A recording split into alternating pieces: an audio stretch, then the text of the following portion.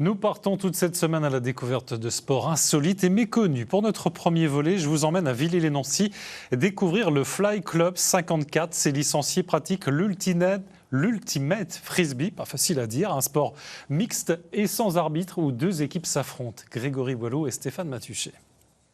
Comptez 1, 2, 3, 4.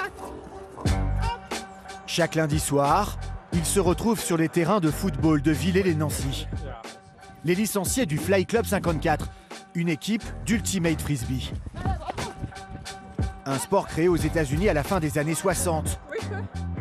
Deux équipes de 7 joueurs s'affrontent, en salle ou en extérieur.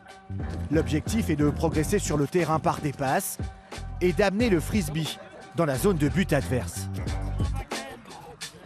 C'est une succession de sprints, de cuts, de contre-cuts, donc il faut être sans cesse en mouvement. Pouvoir aussi parfois se poser pour laisser la place au jeu, aux autres, et hop, et on repart.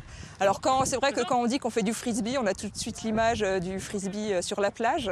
Je crois que c'est l'image qui reste encore, c'est pas encore assez médiatisé. Le club dispute régulièrement des tournois pour se frotter aux meilleures équipes d'ultimate. Dans ce sport mixte, pas d'arbitre. Les litiges se règlent à l'amiable. Le fair play est omniprésent. On discute, on résout nos petits conflits de jeu ensemble et c'est vraiment chouette. Et du coup, j'ai envie que mes enfants fassent ce sport et pas forcément un sport co plus traditionnel. Le Fly Club 54 a été créé en 2003.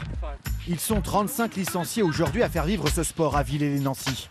Tous à la recherche de sensations nouvelles. Il faut apprendre à lancer un frisbee, à jouer avec le vent, à jouer avec le placement des autres. Et puis bien sûr, il y a l'aspect fair play, parce que c'est un sport où tout le monde est sympa, on se respecte. Il y a vraiment ce fair play qui est au cœur du jeu et qui est même noté dans les compétitions. D'autres sports collectifs recherchent aussi plus de lumière. Sortir de l'ombre pour se faire connaître davantage. Et on s'allume autour de la ligne noire, je vous montre ce que ça fait et vous faites pareil. Bienvenue chez les Pataplouf, le club de hockey subaquatique de Neuve-Maisons. Ici, tout se passe au fond de la piscine, avec une crosse et un palet. T'as pas mal, t'es porté par l'eau, c'est quand même assez agréable parce que passé un certain âge, le foot c'est pas possible, le tennis ça devient dur. Quand on est au fond, on est complètement coupé de ce qui se passe sur Terre. Il n'y a plus de paroles, il y a d'autres codes. Car sous l'eau, la bataille fait rage. Un sport tactique et physique, où les deux équipes doivent inscrire des buts, en poussant un palet qui pèse plus de 1 kg, avec une crosse de 30 cm. De l'extérieur, on a l'impression que c'est une chips qu'on jette au milieu d'un banc de poissons. Tout le monde vient dessus et essaye de l'attraper. Ça fait 6 ans que je pratique et j'ai toujours autant de plaisir à en jouer. Le club a été créé il y a 10 ans et compte une vingtaine de licenciés. Les séances d'entraînement sont musclées. Il faut répéter les efforts, les plongées. Attaquant contre défenseur, une lutte sans merci dans les profondeurs. Ça se joue à l'apnée, donc on ne demande pas aux gens de rester longtemps ou d'aller loin, mais par contre on leur demande d'être souvent sous l'eau.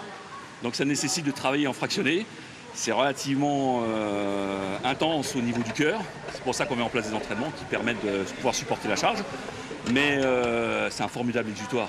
À partir du moment où vous êtes correctement placé, où l'esprit collectif est en place, après ça déroule tout seul et puis vous vous amusez comme des fous, quoi. Une discipline méconnue, classée sport de haut niveau depuis 2022 et pratiquée en France par 3000 licenciés.